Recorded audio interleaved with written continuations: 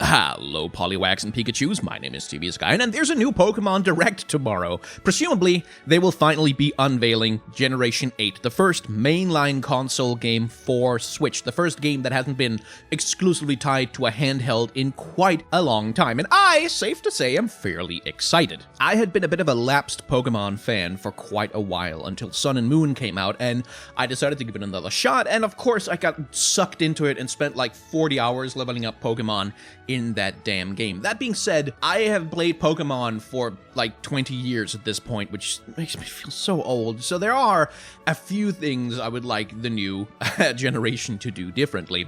So, usually when there's a Nintendo Direct, I would stream and do like a live reaction thing and then talk about, my expectations for a thing afterwards. But since the Direct tomorrow is only 7 minutes long, that wouldn't make a lot of sense. So I figured let's do it a little bit differently. Let's start by making a video today with some hopes and some predictions for what's going to be unveiled tomorrow. And then after the Direct is through, we'll do a video talking about what was actually unveiled and, give a little bit of critical analysis on what seems to be the approach to the story, what's the aesthetic like, and let's see if we can't wring some interesting hashtag content out of this Pokemon melon. Seriously though, I am quite excited. I think it's the first time that a mainline Pokemon game has ever been able to play with all the power of a console, and Sun and Moon, while they were perfectly good games, were certainly held back somewhat by the hardware that they were trying to render all the stuff that they had going on.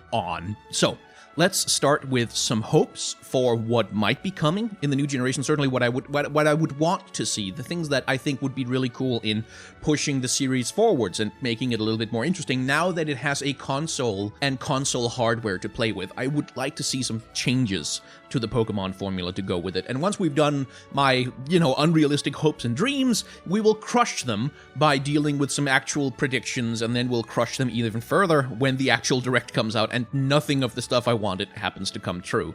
The first thing I'd like to see is a scaling open world rather than a linear world. Now, most Pokemon games, you will go to a place and you will fight some Pokemon and train up for the gym, you'll fight the gym leader, yada yada yada, and then you'll move on to the next higher level area. And it's usually a very linear progression with an occasional side quest or two leading you away from the path, and that will usually sort of take you all the way through the world and then sometimes back to where you began, and then you go onto Victory Road onto the Pokemon League. What I would like to see from the new Pokemon game is more of a Breath of the Wild approach, not in the sense of being a complete open world thing as such, like still there should be routes and stuff that you have to go on, but in the sense that when you start the game, you can go to any of the 8 gyms, or whatever the equivalent of the gym may be in the new game. Like, after all, in Sun and Moon, they did away with gyms entirely in favor of island challenges, but that you can go and do whichever one you want in whatever order you want, and the game will dynamically scale the level to be appropriate to your character. So if you arrive somewhere with level 15 Pokemon, then you will face a gym leader-ish, or something who has a level 17, 18, 19 Pokemon. Something that's a little bit stronger, but which is still manageable to beat if you have type advantage, or if you just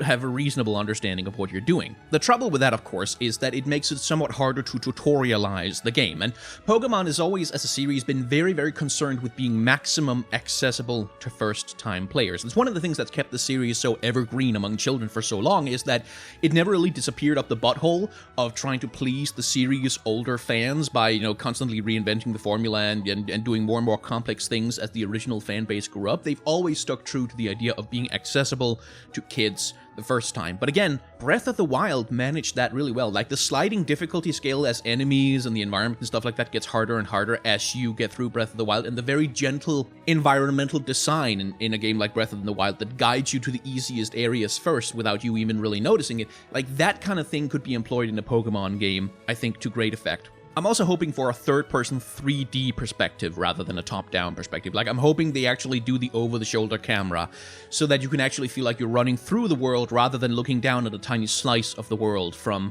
above. I also hope that they do free camera, finally, so that you can really look around, so that the world is really big and feels immersive. That's the thing that I think, that's the thing I know that Pokemon fans have wanted, since the Game Boy days, is to have a game where, you can really feel like you're running around in these fields, and it feels like a big open world, even if it's linear, that it feels like a world that you're much more part of rather than the top-down RPG perspective that's been a series staple for so long. I'm also hoping that the aesthetic will take a slightly more mature approach to the Pokemon games. Not in the sense of being dark and gritty or anything like that, but in the sense of the characters are a little bit more proportional to actual human beings rather than being those chibi characters that have been dominant in the RPGs on the handhelds for a long time. On the mechanical front, I want faster combat animation, and I want optional faster combat speeds. Like in Pokemon, you've always been able to like turn off battle animations in order to speed up the combat and stuff like that, but I would really like it if just the animation and the gameplay in particular is just snappier overall, that you use an attack and then it's not press the attack button, X Pokemon used this attack, and then the animation plays, and then you see the damage happen, and then you see the health bar go down, and then you see it was not very effective, and then you go back, and then the other Pokemon uses this attack. Like that very, very slow progression. Again, a lot of this is about accessibility to kids. It's about not going too fast and confusing people, but I would like it at least to be optional to set a higher combat speed so that these things resolve a little bit faster. Because it's always annoyed me that I had to turn off combat animations in order to get the combat to be a little bit less clunky and slow, because the combat animations are cool, and especially on the Switch, I'm gonna want to watch the animations and the effects and stuff like that. That's part of the fun of it for me, but it's so slow and frustrating, especially if you're doing a grind or if you're looking for a particular Pokemon and you're going through dozens of random encounters and stuff like that, to have the combat be so slow and deliberate all the time. Related to that, I would like there to be multiple difficulty settings in the game, finally, especially because, again, it's coming to Switch. This is a platform that is trying to be appealing both to, the young adult millennial set and to children as well. It's a platform that has Wolfenstein and Doom on it. Like I said, I've been playing Pokemon at this point for like 20 years, and at this point I'm pretty good at it. I'm not like a high-level competitive circuit player or anything, but on starting a new Pokemon game, I'll very quickly put together a very effective team, and then from then on, pretty much everything I go up against is gonna go down in one hit because I'll be super effective against literally anything anyone throws at me. So I'd like there to be an option for a higher difficulty level for veteran players. A mode, perhaps, where type advantage doesn't give you double damage, but maybe it gives you 20% extra damage and makes you take 20% less damage from enemies who have type advantage against you, so that when you go up against something, having type advantage is nice. It makes the fight definitely easier and in your favor, but you're not one-hit KOing absolutely everything you go up against. That alone would do a hell of a lot to make the game more interesting for me on a mechanical level, and I wouldn't mind it also if if there is an optional higher difficulty mode, that the teams of various Pokemon trainers change around to be a little bit more interesting, so that you go to a gym or whatever, and the gym master in there doesn't have just everything from like one type, so that you can just get one Pokemon with type advantage and blast through all of it easily, but that they vary up their teams a little bit more. They do like cross-type stuff and use Pokemon that have moves that normally you wouldn't see on that. Like, do something to twist it up a little bit so that you have to think more on your feet. I would also like it if there was an option so that while you have the option to change out your Pokemon every time an opponent throws out a new Pokemon, you don't know beforehand which Pokemon the opposing trainer is going to throw out there. Because that's one of the other things that gives you a massive advantage as the player, is that you can always, opposing trainer is about to send out this Pokemon, would you like to change to something that has type advantage against it? And it's so easy. You don't really have to predict what your opponent might have in their team. You just have to, oh yeah, well, that's a grass Pokemon, let's hit it with some fire. Like, there's a lot of little optimizations you could do where you wouldn't have to completely rebalance the whole game, but you could make it a little bit harder, a little bit more interesting for a returning veteran. I would also like double and triple battles to come back in a larger capacity. Like, they've always kind of been around since they were introduced. Like, you would occasionally run into a dual trainer couple and you'd have to field two Pokemon against theirs, and there was sort of a thing that was there. I would like it to be more of a major part of the combat system, like that you are in a situation where in the wild, you will more often encounter double Pokemons. In the wild, you'll more often encounter triple Pokemons or Pokemon swarms and stuff like that. So that squad tactics, like using Pokemon abilities with synergy and stuff like that, becomes a bigger part of the gameplay. It becomes something that's more useful, because at the moment, like, most of the abilities in Pokemon that allow you to help or heal another partner in battle are just, like, for the main game, they're useless. Like, there's no reason to have Pokemon who have those abilities in the main game, because they never ever become useful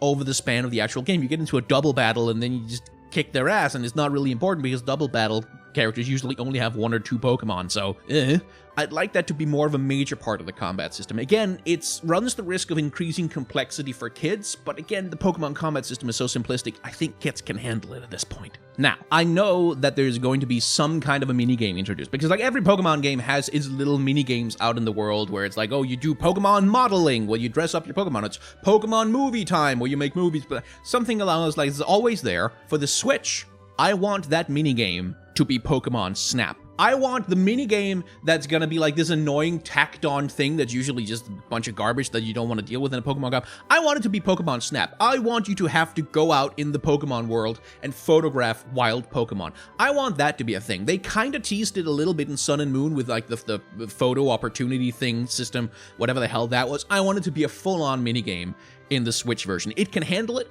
It has the tech for it. You have like the dual Joy-Con so you can move the camera around and stuff. I want Pokemon Snap to be the minigame that exists in this one. I really just, that would be the good way to do it. That would be the amazing way to bring Pokemon Snap back. Finally, for the hopes and desires, I want there to either be no story in this game, and by that I mean no story except you are a Pokemon trainer, you're going on a Pokemon journey to defeat the gyms and become the Pokemon Master, like it was in the original games. Like, I want there to be no outside story about some team that's trying to take over the world and destroy it with the legendary Pokemon thing. Just you and your Pokemon on a journey to be the very best, the best there ever was. Or if there's gonna be a story, if there's gonna be an involved story with multiple characters and storylines and stuff, like with, like, again, Sun and Moon, the stuff with Lusamine, Cosmog and all that stuff, if that's gonna be there, then I want the main character to be an actual part of the damn story. I want you to have lines where you say stuff, where your character has opinions, where your character goes through some kind of a story arc that changes them, where they overcome some kind of a problem or a difficulty. I don't want to have another Sun and Moon scenario where, like, oh my god, the legendary Pokemon has come out of the wormhole from the Ultra Beast realm, the entire world is in peril, and your character is just standing there with this frozen, doll-like grin on their face, like, I'm just smiling at things, like this empty, vapid look that has no emotion and no connection to anything. And you have Lily and Lusamine having this mother-daughter drama about, oh, mother, how could you have done this betrayal thing? And then there's Gladio over there, I am angry and edgy about stuff. And your character's just there, saying nothing, doing nothing, never changing their expression. And the story isn't even about your character. Like, you're just some random kid who moved to Alola, and you just get swept up in this nonsense. You have no personal investment in it. It doesn't matter to you. It's about Gladion and Lily and Lusamine and their, like, toxic parent-daughter relationship, and Haku, who's like Haru, who's just there, kind of being an outside perspective with who can clash with Gladion on being edgy and stuff. And then there's you with no opinions, with no input, with no agenda and no agency in anything that happens, just kind of following along behind them and doing all the Pokemon fighting for them, because Lily is completely useless for the entire story and is just kind of following things around. Like, instead of doing that awkward thing where you graft a silent protagonist onto a story that doesn't work with a silent protagonist, actually integrate the main player character into the story. Give them a role. Give them some kind of connection to the plot at hand. Like, make the villain their grandfather or something. Like, some reason for the main player character to be involved beyond, oh, stuff is happening and I guess I'm the player, so I have to go and do it. Because that approach in Sun and Moon really fundamentally, thoroughly annoyed me, that the main character was so disconnected from everything that was happening. Either focus on the Pokemon journey, the core of the game that's always been there, or take a step towards actually telling a story about a protagonist.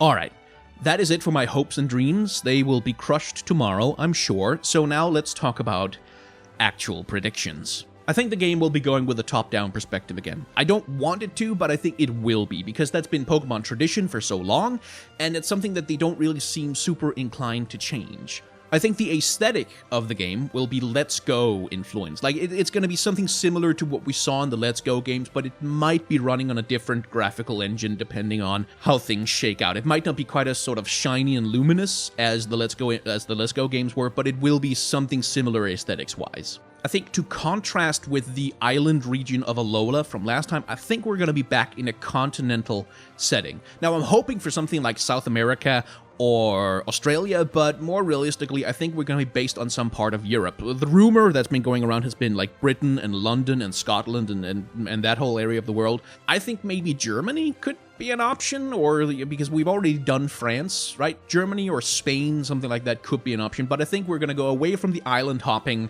and go back to something like running around on a big continent with occasional shorelines. I think there will be an option to catch Pokemon with motion control, something similar to what they did in Let's Go, but not like with the catching circle and the great throw that gives you a higher probability of catching, but just like the option to throw the thing with the rumble motion controls, like high definition rumble thing, because that's a Nintendo kind of move, but you can also just still select the thing from the menu and throw it. And related to that, the pointless minigame that they're inevitably going to be including in the Switch, since it's probably not going to be Pokemon Snap, is going to be some minigame where you play with your Pokemon using rumble controls, like some kind of hot and cold game maybe, where you have to find stuff based on how much your thing is vibrating or something like that. There's going to be some HD rumble minigame that you can play with your Pokemon to raise their affection stat or something along those lines. Some minigame where you can earn some pointless prizes if you gain 10,000 points by grinding it incessantly. I think Ride Pokemon are going to be making a return to replace the HM system again, because that's the sensible way to do it, and nobody wants to go back to having to use HMs to do things. And I think it's going to be expanded a bit so that you can ride more different Pokemon. Like, instead of just having one Pokemon that you can ride to go fast, like the Tauros in Sun and Moon,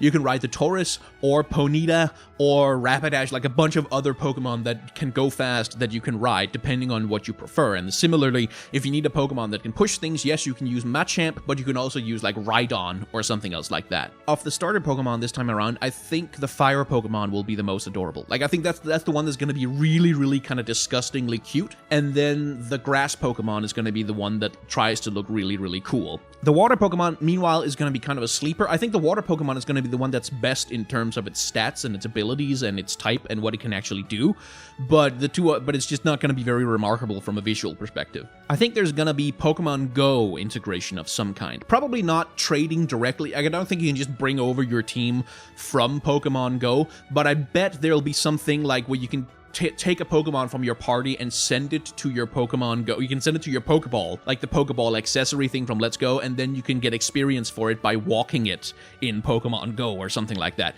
And there's going to be at least one evolution that's exclusively tied to the Pokemon Go integration. Like, they're going to have something, like one Pokemon, some kind of content that is exclusively tied to some kind of Pokemon Go integration, so that you have to play it if you want to get all of the things or get this special extra Pokemon. Like, it's going to be a legendary. Let me predict this. Let me do a bold prediction. There's going to be a legendary in the new Pokemon Gen 8 that you can only get if you integrate with Pokemon Go and do some special quests in that game. That's my prediction. That's what they're gonna goddamn do. And finally, I think they're going to follow Sun and Moon's approach to story. That is, your character will be some kid who's going on a Pokemon journey of some description, and then there's going to be a bunch of side stories with other characters sort of happening around your journey. You're not going to be directly involved with them, but you're sort of going to get pulled into them every once in a while as your path intersects with the side characters, much like in Sun and Moon. And it's going to annoy me terribly, but the tradition of the silent protagonist has been cemented in Pokemon since forever, because it's supposed to be you going on the Pokemon journey, your character, but they still do want to tell stories, and that approach is just not going to mesh well, and I think they're just going to repeat that this time around, and most people are going to be fine with it. Okay, let's end this with a few predictions about some other stuff that's going to be happening during the Direct. I think they're going to announce a Detective Pikachu port for Switch. Either a port or a sequel, but I suspect it's going to be a port, because that's the natural place to go to get something that can coincide with the movie that's coming out. I think they're also going to be announcing at least one other spin-off. Maybe it's going to be Let's Go 2, like the second Let's Go games, which probably going to be remakes of, Gold and Silver? Or they'll do some kind of swerve, like some kind of completely out of left field curveball that nobody sees coming, like Pokken 2, or just to really blow everybody's minds, a standalone Pokemon Snap game for Switch. That would blow everybody's minds straight out of their heads. Like that's some kind of curveball, maybe, if we're lucky. But it's only a 7-minute Direct. Presumably all they're really gonna do is show off the new generation, show off like a brief trailer for the new games, show off a few new Pokemon, and then they'll just let the hype cycle go from there. We'll see how it all works out tomorrow, and after that I will be back with a follow-up video to see just how badly my predictions and my hopes and my dreams got crushed. See you all then. See you all then. See you all then.